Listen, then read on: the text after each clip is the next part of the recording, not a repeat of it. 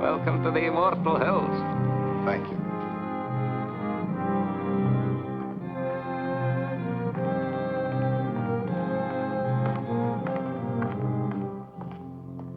So, by way of making you feel right at home, Bobby.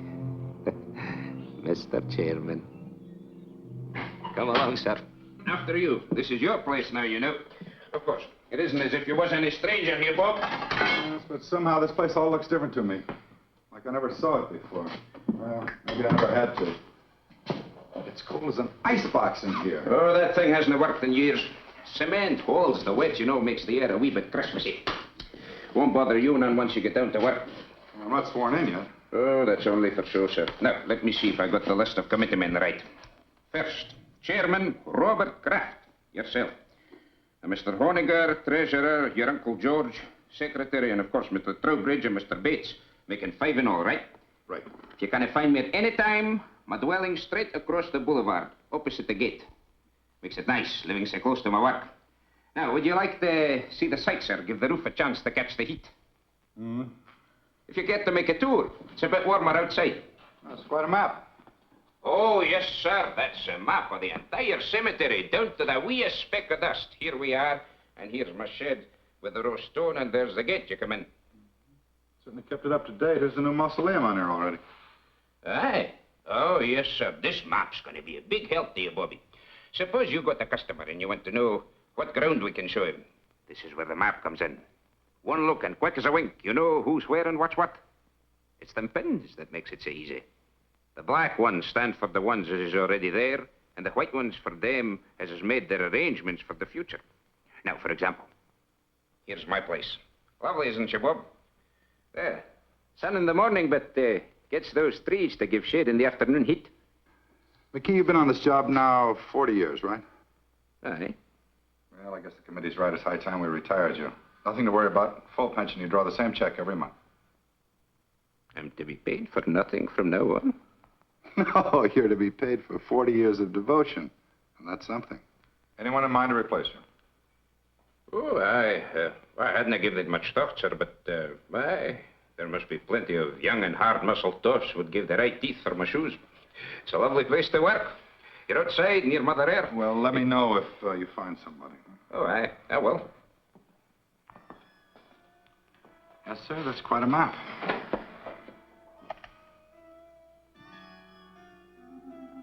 Pardon me, sir. I just wanted to show you where we keep this in case of emergencies. No need to worry, though. We haven't had none yet. Oh, you expecting visitors, sir? No, but that sounds like Stu Drexel. Oh, aye. Drexel and Pretty Beth Ferris. Did I hear they was promised? Looks like they're hitched. She finally caught me, Bob. Bethy, many happy returns of the day.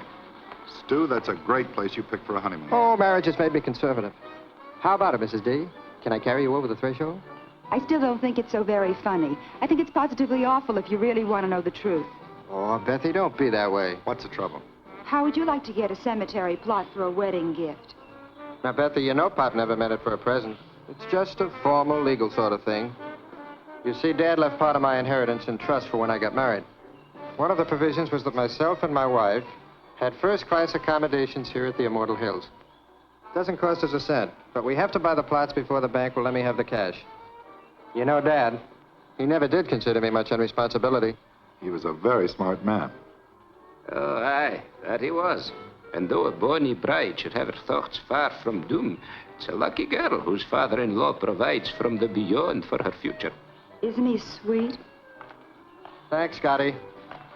Bob, give us a couple near the old man, will you? And call up Owens at the bank in the morning so I can cash a check. I don't think it's funny at all.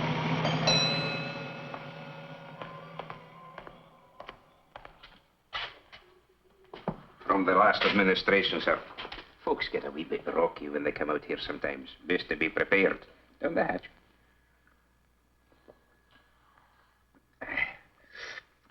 Thank you. Oh, over here. That's where the Drexel bunch is. Ah, it'll get so you'll love it out here, Bobby. It's a fine and green and lovely place. A fine place to slip away from the cares of the world. Slip away and live a wee bit.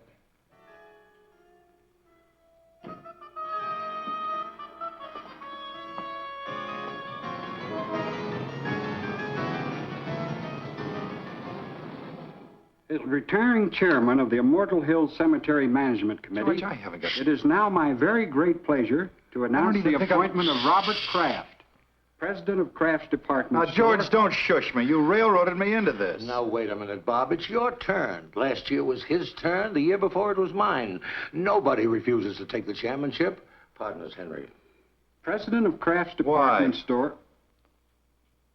Why? Nobody ever has. It's just not done, son. Well, can you give me one good reason why I should take over the management of a whole big cemetery when I'm up to my neck in my own business? As retiring Hold it. Of course I can. Tradition. Particularly for us Crafts. You always harp on dignity, honor, prestige. Well, how do you think we got it? Because your great-grandfather, your grandfather, and your father served on every community project, board, and committee that was ever created. They served for free, but they did it for business. That's what a fine family has to do in this town. And you can't refuse to do it without losing a lot of respect from our customers. And another thing, it's just not done. Well, pass me over till next year. I'm up to my ears. Bob, do you realize you're talking about only a few hours a month at the most? McKee, the caretaker, handles everything. All you do is show up once a week and sign the checks. It's getting late, George. Proceed, Henry. Raise your right hand. Well, what about Bill Honiger? Raise your right hand. Do you, Robert Kraft, swear to discharge the duties and responsibilities of this office faithfully and completely to the utmost of your abilities?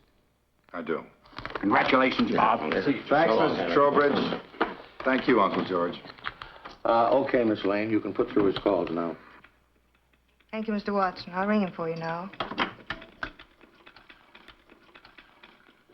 Hello. There's a guy named Watson on the phone. Says it's urgent. Do you know him? Of Olds and Watson? Olds and Watson, you know. Oh, the Undertaker. Swell. Hello. Well, thank you very much, Mr. Watson. I'll do the best job I can. Yes, sir. Oh, you're kidding. Well, sir, don't worry about it. I'll take care of it myself. I'll be there within an hour. Yes, sir. Thank you. Well, what about this ad? Have to wait. I'm sorry. Well, now, call McKee. You don't have to go up there every time. This is different. Somebody prominent? Stu Drexel and his wife. Stu and Betsy. No.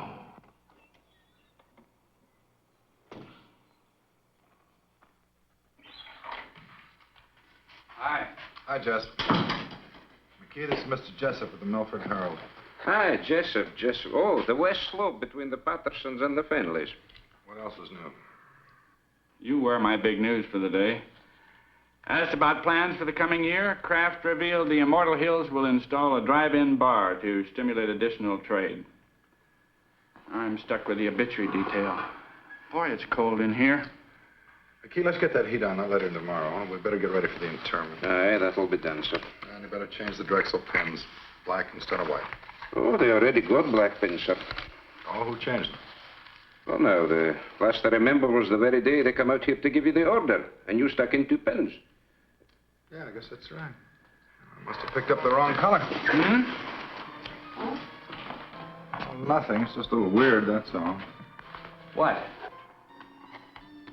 Well, the kids came out here right after they tied the knot. They bought a couple of plots. Stu was complying with some technicality in his trust. And it was all very cute. We had a couple of laughs. And afterwards, I jabbed 2 pins in the map, white pins, I thought, just to make it official. And I hear today they've been killed. And the maps had them on the blacklist all the time. Okay, so what? Well, nothing. It just made me feel a little eerie, that's all. I think he means he marked the young couple for death, sir. Yeah, I guess that was it. That must have been the feeling I had. Well, it's funny what'll go through a guy's mind, isn't it? Do me a favor, McKee. If he starts fooling around with those pins again, be sure he stays away from the west slope, between the Pattersons and the Finleys. Indeed, I will, sir. Hi, Annie. What are you doing out here? I had a luncheon date, but I was stood up. I know a nice little place down the street. I just might take you up on that. I won't hold my breath. George told me about Beth and Stuart, and I just had to see you.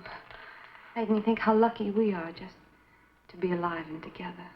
Well, Ann, this is Mr. McKee. This is Miss Craig, my fiancée, Andy. How do you do? Miss, would you be wanting me for anything else, Bobby? No, thanks, Andy. Bob. What's wrong? Oh, nothing. I'm just a little depressed, that's all, but you'll take care of that.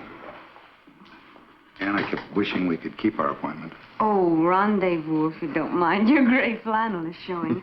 Actually, do you know what made me turn around and come here instead of going home?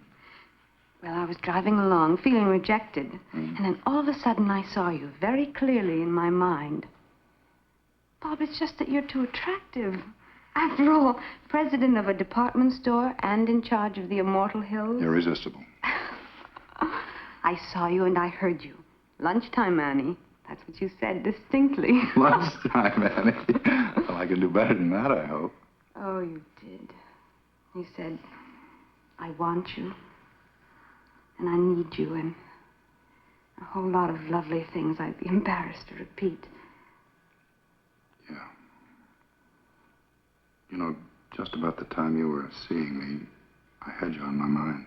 That's amazing. No, I mean it. And I don't blame you for not wanting to repeat what I was thinking. We better go to lunch or get married. Or I can just as easily join Jess at that little spot down the road he spoke of. We regret the management does not permit exchanges once the merchandise has been purchased. Then I'll freshen up.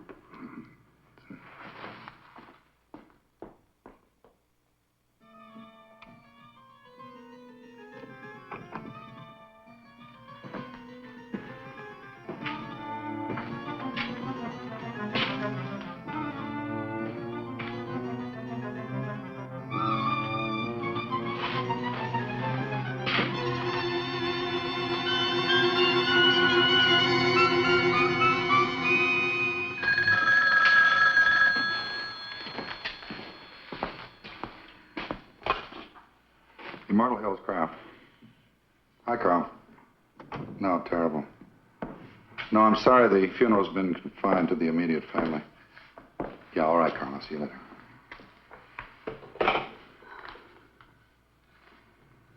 No.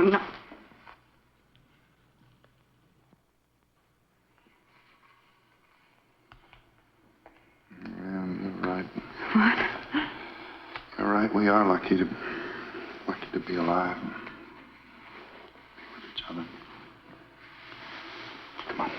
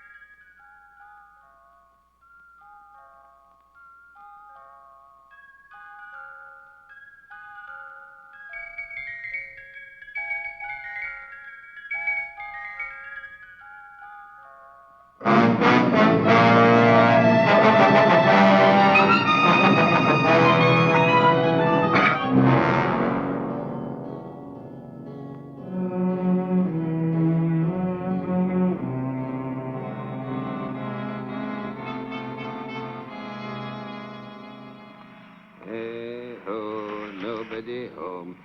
Eat nor drink nor money have none. Still, well. Hey, Bobby! Be happy. Hey ho. Ah, I picked the Strexel stone for glass. Fine and rich and swirly. I'm a granite man myself. Bobby! Bobby! I've got a surprise. Found for your you. replacement. Oh, well, no, not yet. But I'm scouting the countryside. This is far sweeter.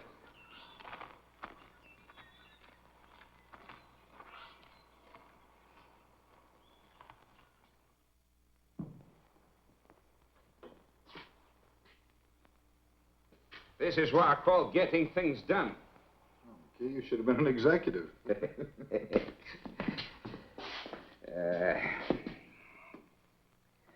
Hey, best take off your coat, Bobby. You'll be getting overheated.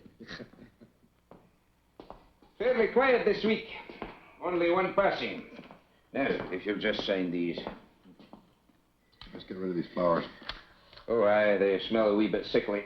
I was hoping to keep them for the burial this afternoon. We need much help? Oh, no, this is just an average funeral. They don't come like the Drexel doings every day, thank the Lord.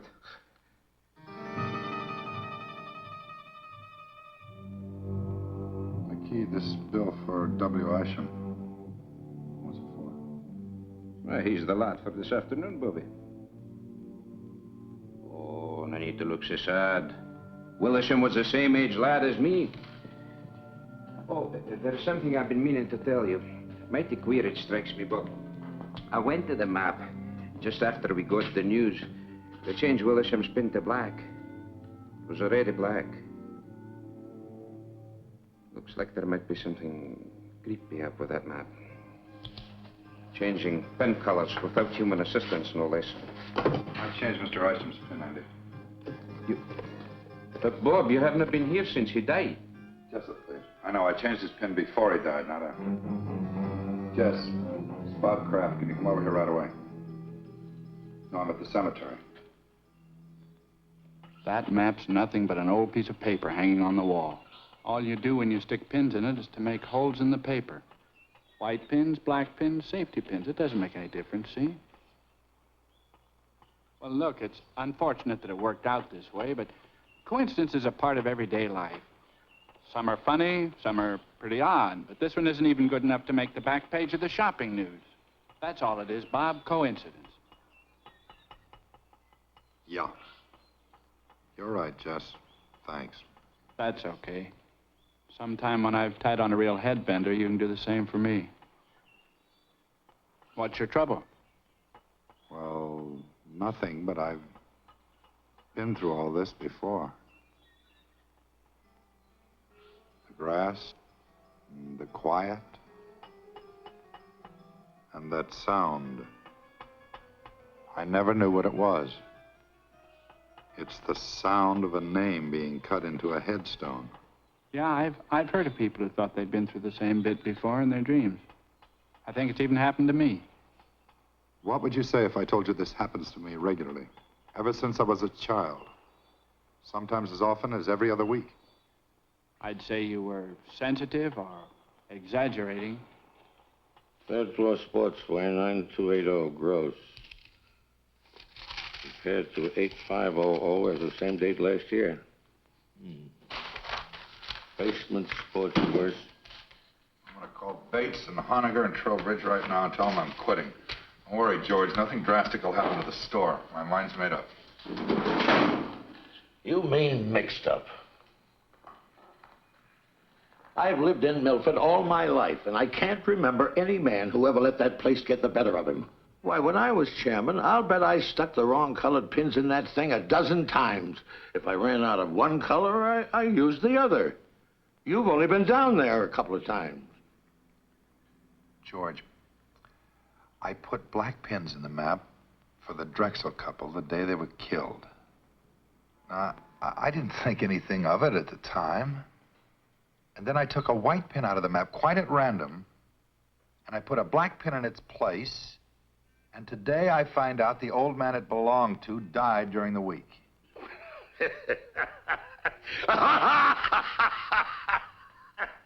Bob, that's terrible. For heaven's sake, Bob, everybody loves a ghost story. Where's your sense of humor? You don't really believe that stuff you're telling me, do you? No. But I still think I may be learning something about myself.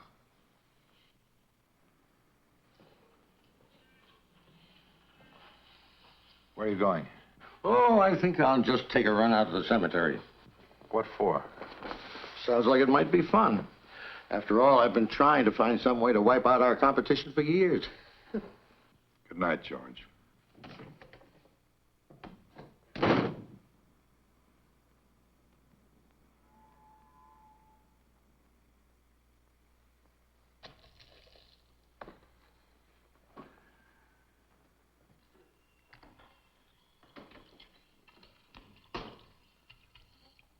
Want to take my car? All right.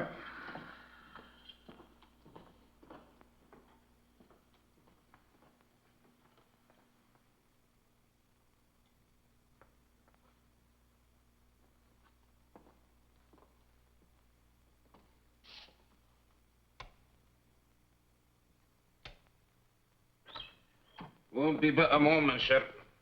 No, don't bother, McKee. I think I've got it.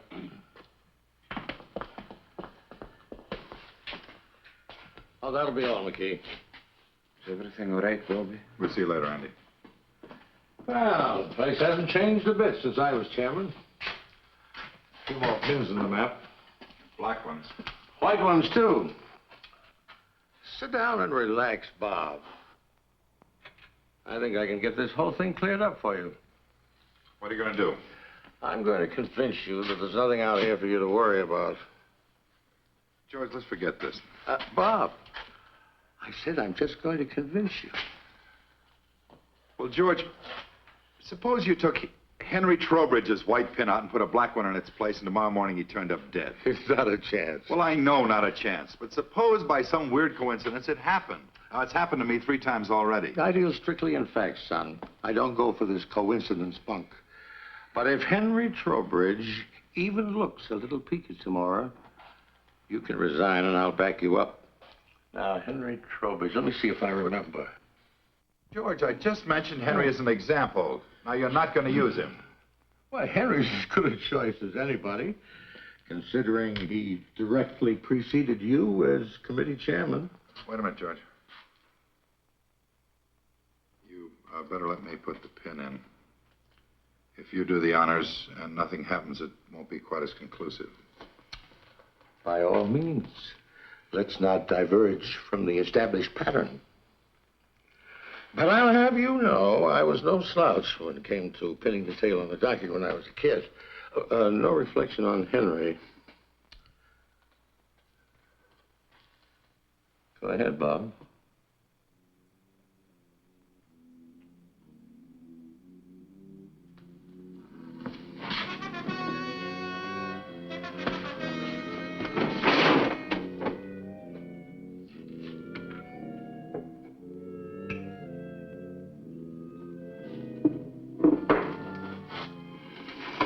You better call Henry and tell him what we did. He'd only think we were kidding. No, he'd believe you. Then he'd call my physician, and he'd reserve a nice quiet room for me at Providence Hospital. Let's keep this quiet, my boy. Henry can't complain. After all, if his term had run a week or so longer, he might be having the willies instead of you.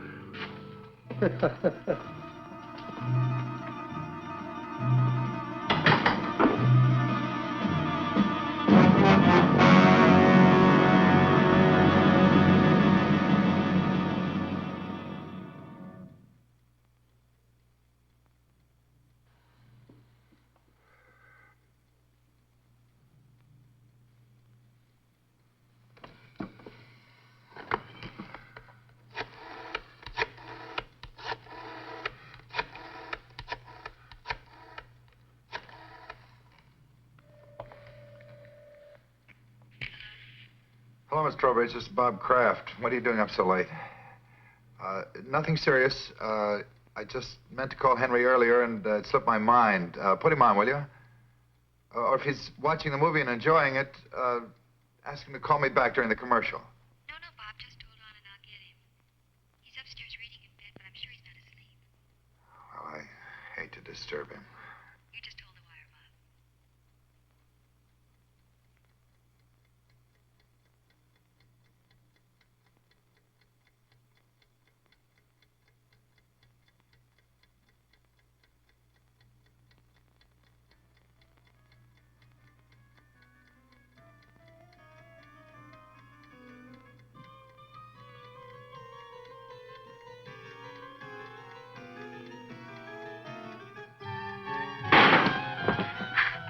Hello, Henry?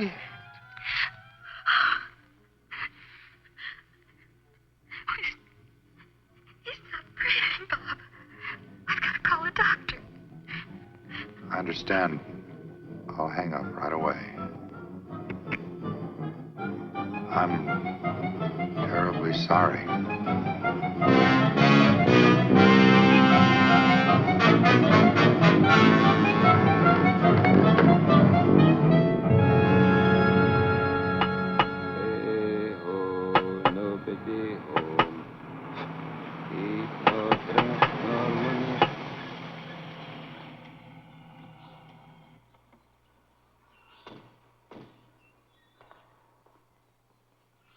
Wait here. This won't take long. Morning. How do you do, sir?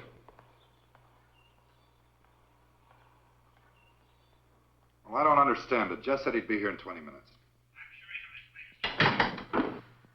Lieutenant Claiborne? So that's it, huh? Sure big enough. There are the black pins, eh? We're particularly concerned with these four. Isham and the Drexel couple, and now Trowbridge. Let me get this straight, Mr. Kraft. You say that every time you stick a black pin in the map, people turn up dead? That's right. Well, go ahead, Lieutenant. You think I'm a crackpot, and I hope you're right. I just want to prove it beyond a reasonable doubt.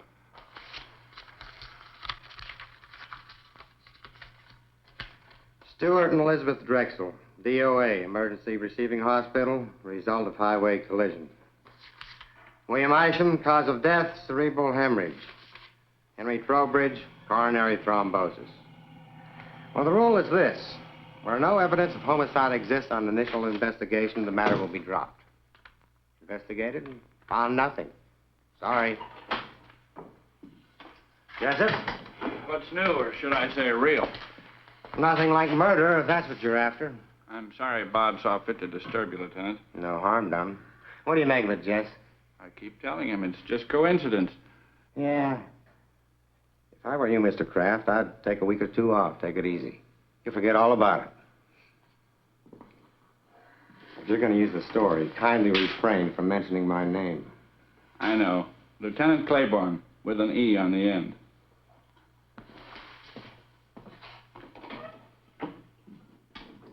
Boy, I think 4 deaths could appear so flimsy to a policeman. You never should have called the police. Claiborne's one of the best. Any other guy might have looked for a big, heavy book to throw at you. Yeah, maybe you're right. On the other hand, maybe that thing's dangerous. Really dangerous. Or maybe the element of danger is in a man. In me. Bob. Is there something different about me, Jess? I'm really beginning to wonder. Hey, buddy. If there is anything to this map, don't go blaming it on nameless forces. Maybe somebody's trying to scare you. Could be you got an enemy or two.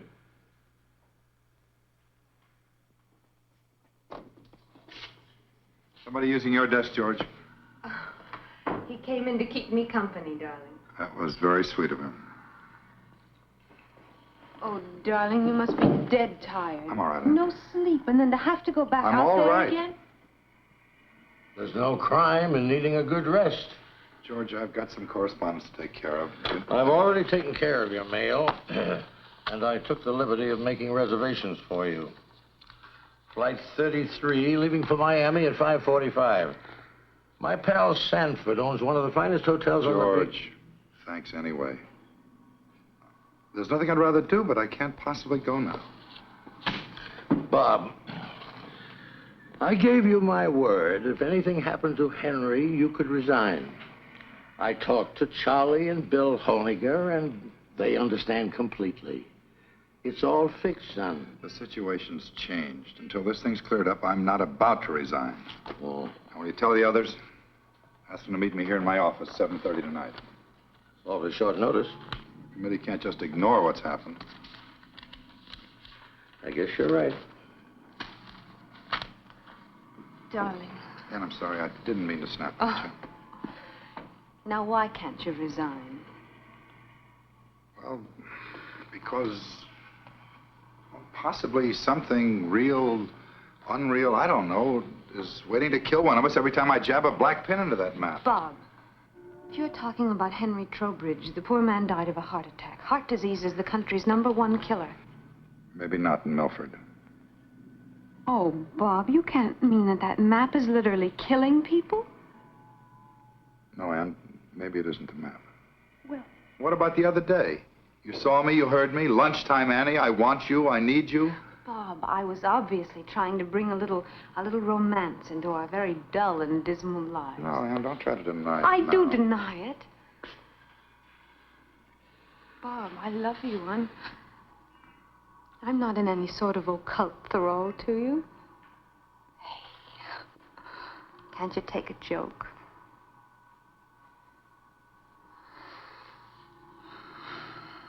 All right, then I was lying too. Does that bring you back to reality again?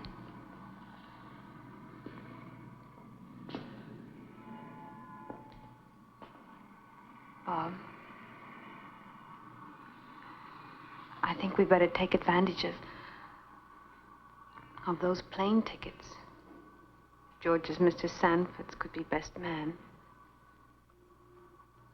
The offer's awfully attractive. I love you so much. And if you're going to cry, do it someplace else.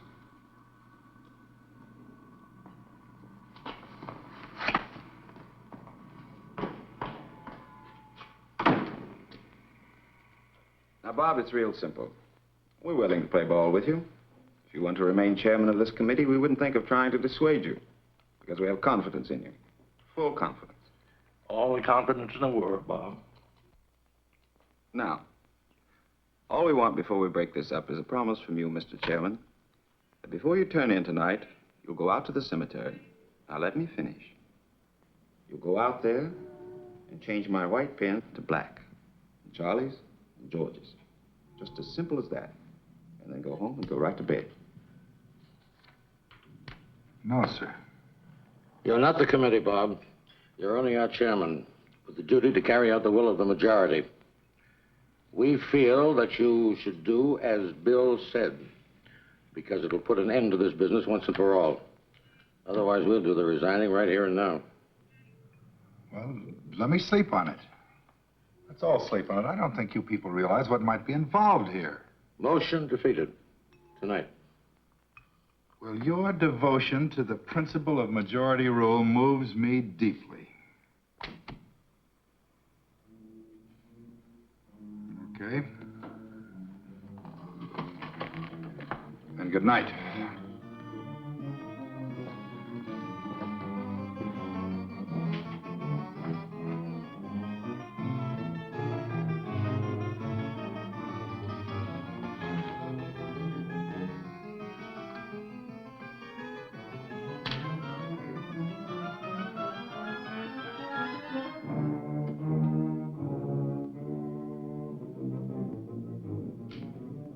All right, Charlie.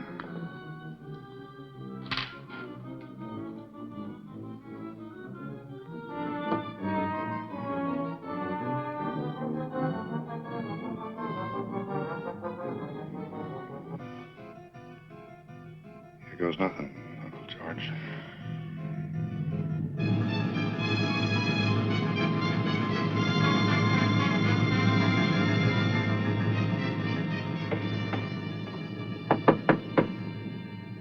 Who is it?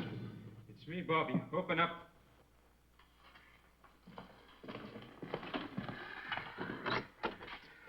I seen your car lights from my window driving through the gate, so I come running. You needn't have bothered McKee. You put in a full day already. Now, I'll see you tomorrow. No. Bobby, please. Bobby, listen. When you locked and bolted this place, I said to myself, now there's a man who knows his business. That's what I said. He may not know everything what's behind it, but he knows when a thing's to be fooled with and when it's to be left alone. There's nothing to fear with a man like Bobby Kraft at the tiller. That's what I said. Well, that's fine. Now, you run along home and don't worry about a thing. Nothing's going to happen to you. No. Please. Bobby, lock this door again and send yourself home. Or else, who can answer for what may happen to the whole miserable lot of us? It'll have to be open sometime. If I don't do it, they'll get somebody who will. Good night, Andy. Good night.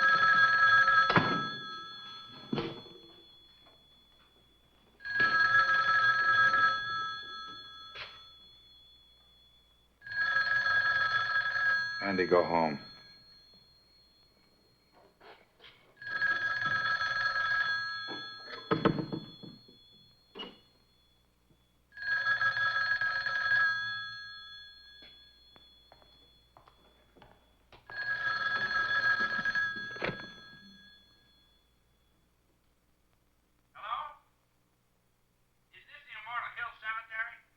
What do you want, Jess?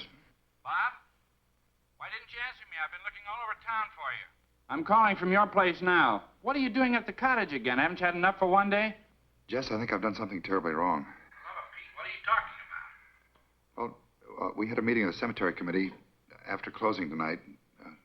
Bill Honegger, Charlie Bates, and George, everybody. And they voted to make me come out here to the cemetery and stick black pins in the map for each of them. Just like it was some kid's nightmare. So I did it. Jess, there's a black pin in that map for Charlie Bates and Bill Honegger and George. And if anything happens to them, to any of them, it's my fault, nobody else's. Nothing's going to happen to them, Bob. As a matter of fact, I think they did you a big favor. I've never heard of a coincidence involving 3 people dying all at once. By tomorrow at this time, this whole big worry of yours will do nothing but a lot of hot air. Well, I hope you're right, Jess. I guess there's nothing for me to do but see this thing through. I think I'll check on him myself and see... Bob? Bob?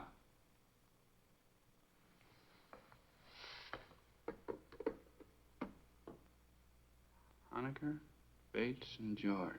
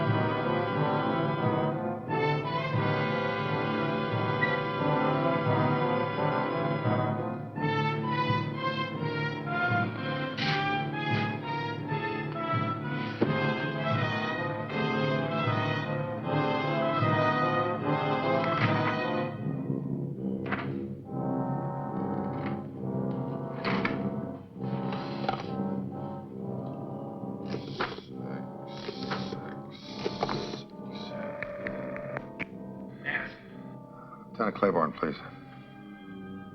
Homicide. This is Homicide, Sergeant Greer. Lieutenant Claiborne, please. Not here. Can I take a message? Sergeant, this is Bob Kraft, Kraft's department store. Oh, sure. Oh, wait a second. Wait a second, I'll check. Mr. Kraft, are you calling on police matters or just something personal? Well, it's a little bit of both, Sergeant. Drive at Adams 1311. Thank you.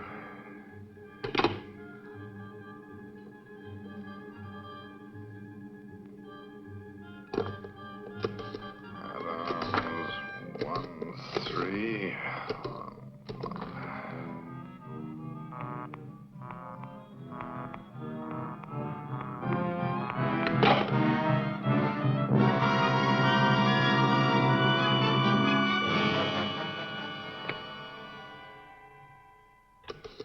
Adams 13.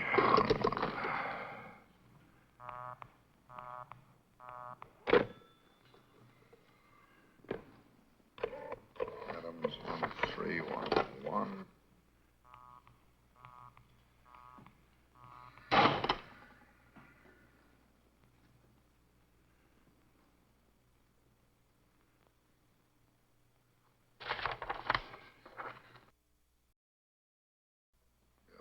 Honiger, Adams 1311.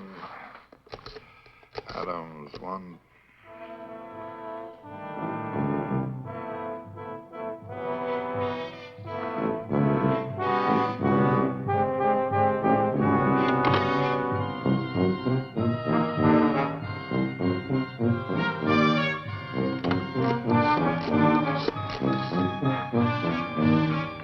Give me a homicide. Yes, sir. Homicide. This is Bob Kraft speaking. I can't get through to that Adams number. No? Claiborne's at that number, and it's imperative that I speak to him right now. Well, sir, just a second, sir. I think he's reporting in on another line. They've been trying to get you, but your line's been busy. Hang up and I'll call you back right away.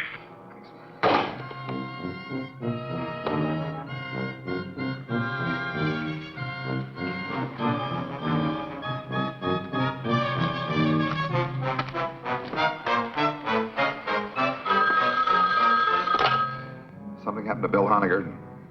Hello. Yes, Bob. Jess, I'm expecting a call from Claiborne. Hang up. Call me back in 10 minutes. Claiborne's with me. Let me talk to him. He's not here now. What's wrong, Jess? Bill Honiger's dead.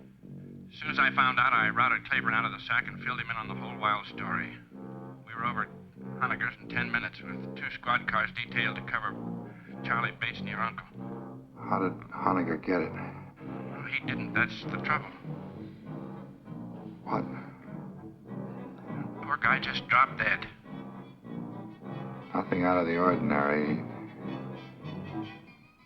Bates? Charlie Bates? They found him in his apartment. Say it. No homicide. He just stopped breathing. George? George, yeah. I called and told him about Honiger before I left for Claiborne's. By the time the police got there, George had already left. Well, they'll find him, Bob. Don't worry. I'll be waiting for word about George. Let me know.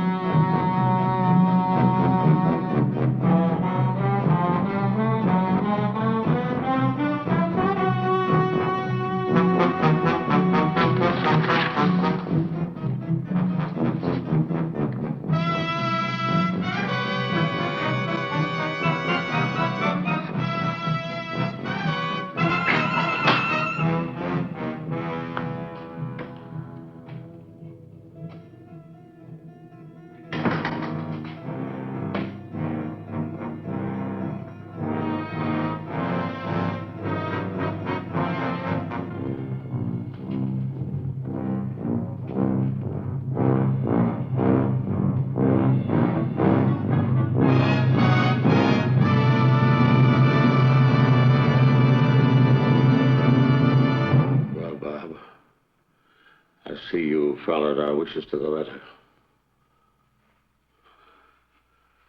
Come on. I'll drive you home before you catch pneumonia. You three men made a terrible contribution to this town tonight, whether you meant to or not. I'm not going anywhere, Uncle George. I'm staying right here. Well, I'll admit that, what was Charlie and Bill going so suddenly? Charlie and Bill and Henry and Isham and Beth and Stu. Stop looking at the map. You're looking at it. I'm looking at you. We're both waiting, aren't we, Uncle George? Waiting to see if you escape. Escape dying? Nobody escapes that, my boy. The only question is how long. The only question is, does a man die in his own time or in the maps? So far, everyone's been forced to conform to its schedule. Everyone but you.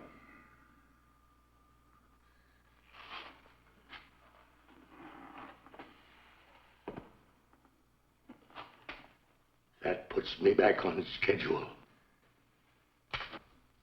My own schedule. If it makes you feel any better.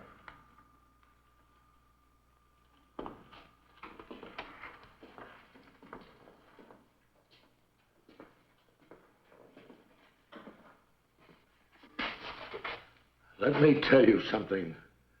From now on, if you want to see me, you're going to have to come down to the store. I won't make another special trip on your account. The next time I see you, George, we'll both be right here.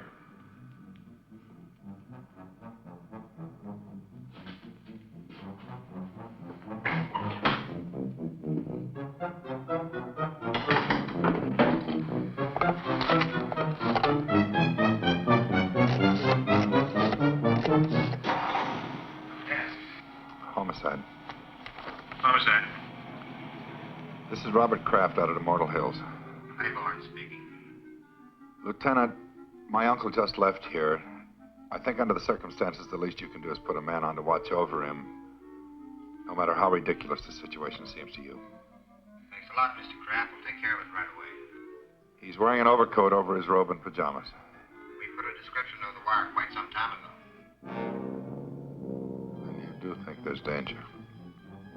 Sergeant Kraft, George F. driving east on Bunker Hill. Road from destination and apartments pick up on West.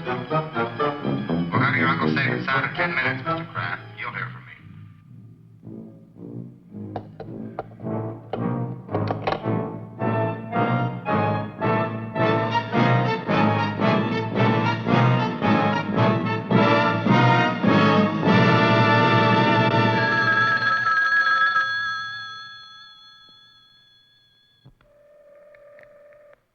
Are you sure your uncle was out there tonight? You didn't just think you saw him?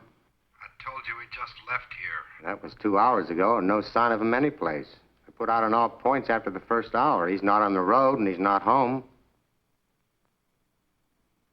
Hold the wire, Lieutenant.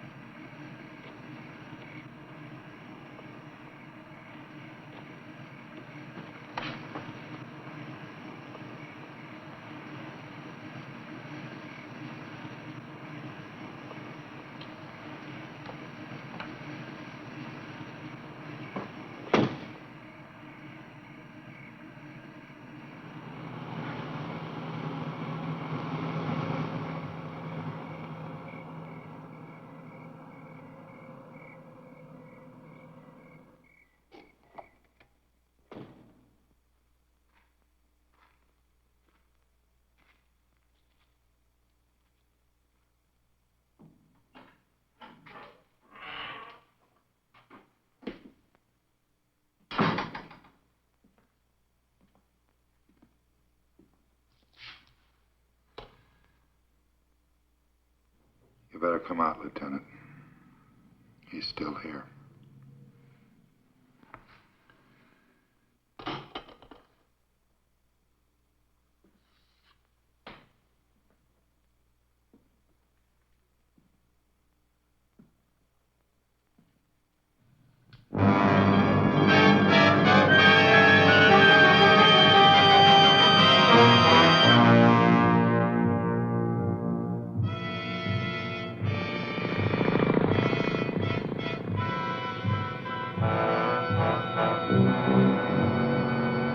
Where have you been all the day? Randall, my son. Where have you been all the day? Andy! Someone. I've been out hunting, mother. I've been out hunting, mother. Make my bed soft, mother. Make my bed soon, for I'm sick. Andy!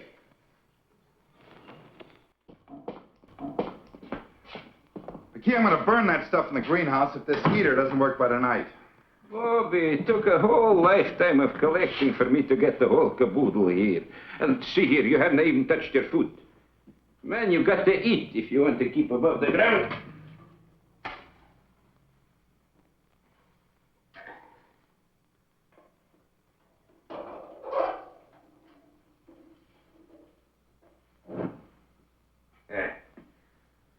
Lights for me, Bobby. Of course, I can't answer for what happens after sundown.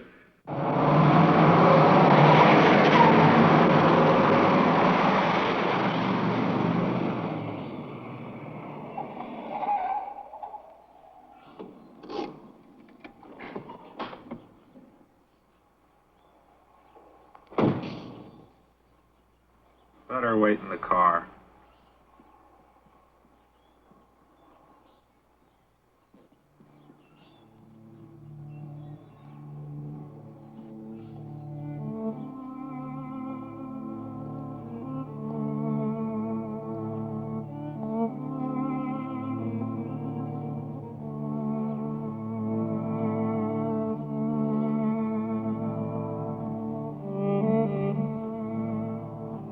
Irresistible. Aren't I crazy? Completely. I'll never change, I'm afraid. Annie, I'll see you later. Bob, please. I take it back. What? That day in the car, I did see you and I did hear you. I really did. I should never have denied it. It's all right, Annie. I'll see you later.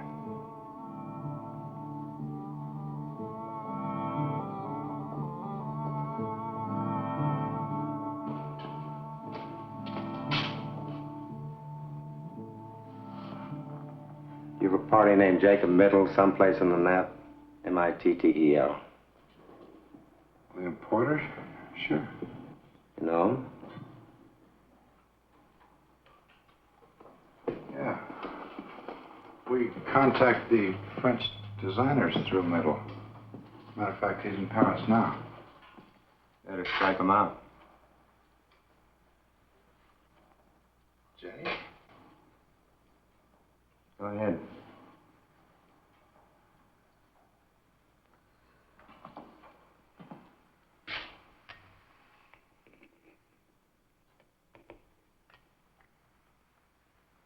How did he die?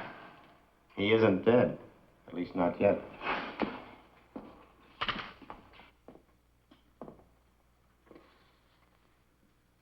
I know what you're thinking, Mr. Kraft. You're thinking that we tricked you into killing Jacob Mittel. Well, you're 100% right, so try to relax, huh? This one's on the police. You see, Jacob Mittel's in the prime of life. No previous major illnesses, no record, life expectancy, exceptionally good. And he's in Paris with all that ocean water to protect him from this mess. Up until now, all the deaths have been confined to the local area. If it strikes somebody on another continent, then we've really found something. I knew I should have gotten rid of those pins 4 days ago. Even the map, the whole thing, out. What I want to know is, what are you going to tell the district attorney is responsible for these deaths? We gave this case a real full-dress investigation, Mr. Kraft. Questioned you and all the other suspects and witnesses until the point of comedy. Found nothing.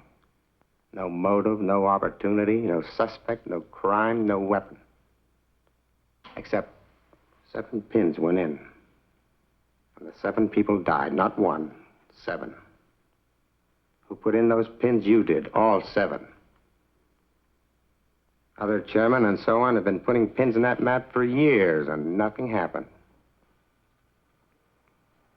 But with me, it isn't impossible for a certain kind of man to be endowed with powers that nobody'd ever dream he could have. A lot of scientists claim that. Maps and pins can't kill alone. The power of a human brain has to be behind them. Like in the Indies, I guess, those voodoo dolls you hear about. Which doctor sticks pins in the thing until the guy in question is jinxed into dying. Of course, I know you didn't mean to kill anybody.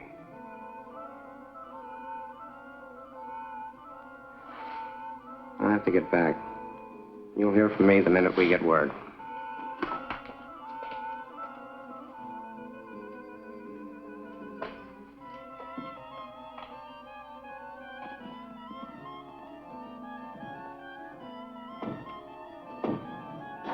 I think I'd best be running along, too. Bob. I think so.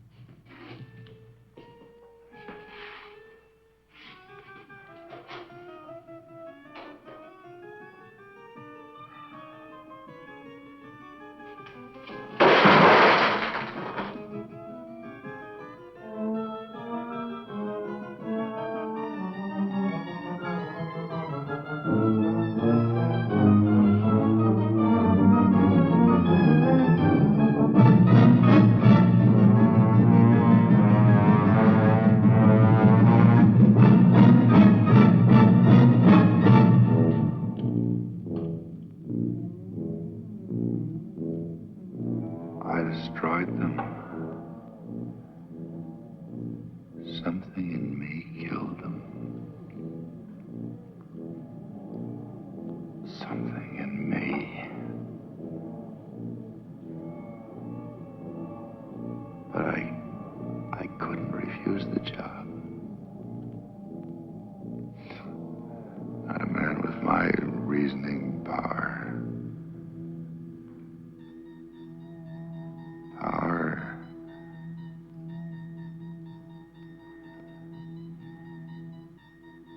If I have the power of death using the black pens, then I must have the power of life using the white ones.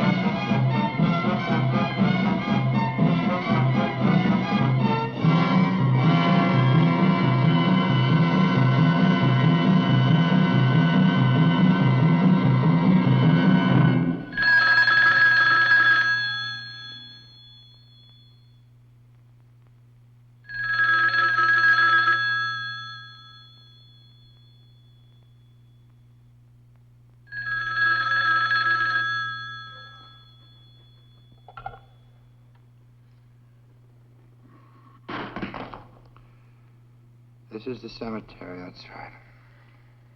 This is Rosamund Middle. Rosamond, I don't... Yes? Can't you hear me? This is Rosamund Middle. Jay's wife. Rosamond, yes. Just received a cable, Bob. Can't you hear me?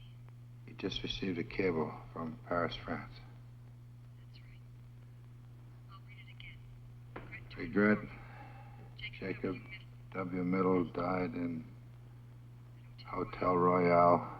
Body awaits disposition. Signed American Embassy, Paris, France. He died there. Died in Paris, France. Died.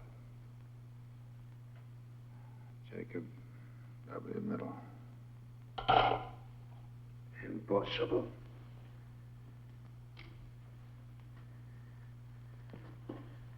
Impossible. He cannot be dead. What? What? You still think that thing's the killer? Or your own puny power, Mr. Chairman? The only power you or that map ever had was me, so far as killing goes. You marked them for death, Mr. Chairman, but who did the deed? Andrew McKee. Oh, Andy. Why? You and your high and mighty committee, turning out a man with 40 years of service on the grounds. 40 years. I told you, Andy, a full pension. It isn't cash what keeps a man going, lad. What keeps his feet on the ground and keeps him on the job till the Lord makes him quit. The Lord, but nobody else. This is my hills, my lands, my activities. Aye, we come a long, dark road to put this gun to your head, Bob. Andy, we never tried to take anything away from you. I made sure of that. I snuck up on each one of them in turn when they was alone and held them fast like so until they went. Aye, even big old George, your uncle, left as easy as a baby. Middle. That doesn't explain what happened to Middle. Middle's dead. Will you stop that confounded talk, man? That map's not but a doodad. You fool.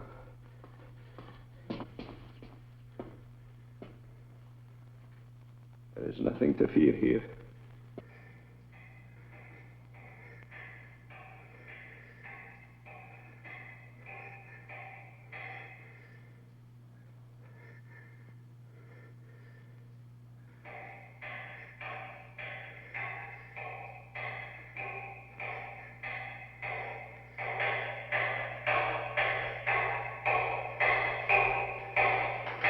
That map.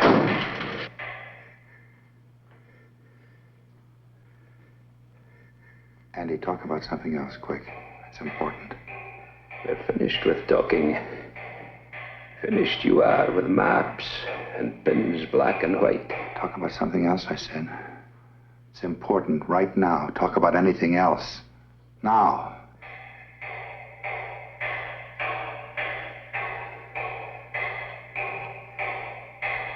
Why?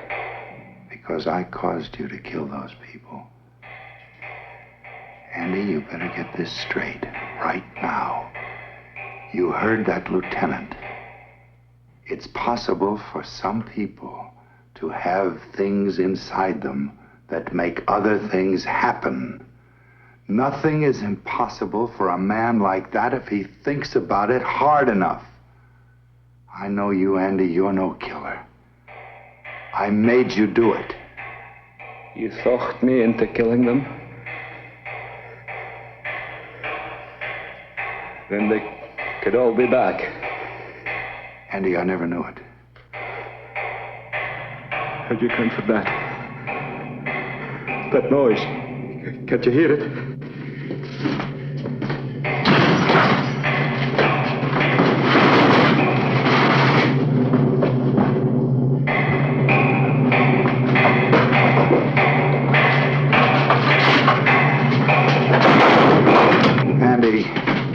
Andy, stop. There's nobody.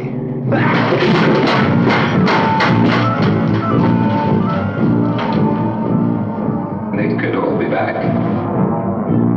They could all be back. Stop.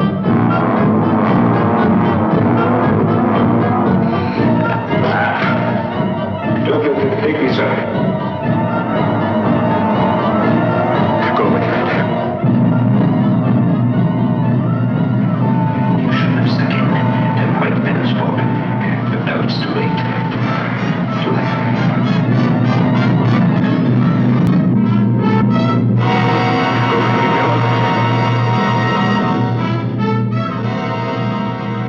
Little fight. Give me all the fight. Not the Andre Exocamo. Go away. Go away and leave me alone. Go away. Go. Save me, Bobby.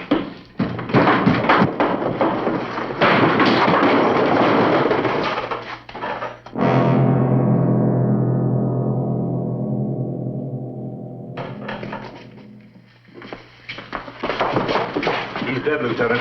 All right, forget the normal procedure. Get him out of here.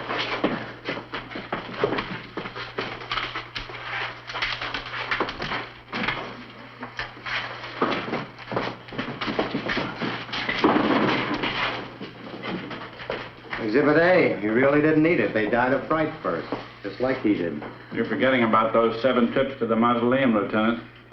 7 bodies, 7 trips. They helped. Lieutenant, Jacob Middle died in Paris. Well, that was a plant, Mr. Kraft. Middle's all right. Sorry we had to put you through this, but it was the best way to make McKee come out in the open. Mrs. Middle stayed up all night at headquarters, waiting for us to call in. Our radio car is posted just outside. We signaled her to phone you and tell you that lie about her husband.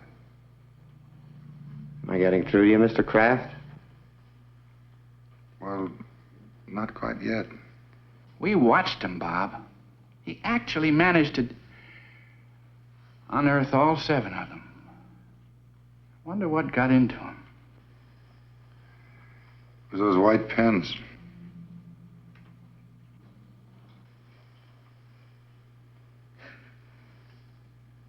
It was.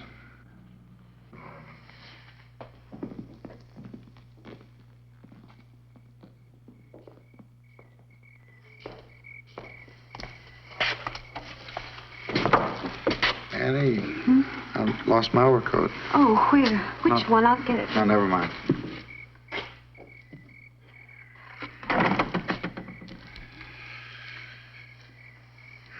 I think I can find it myself.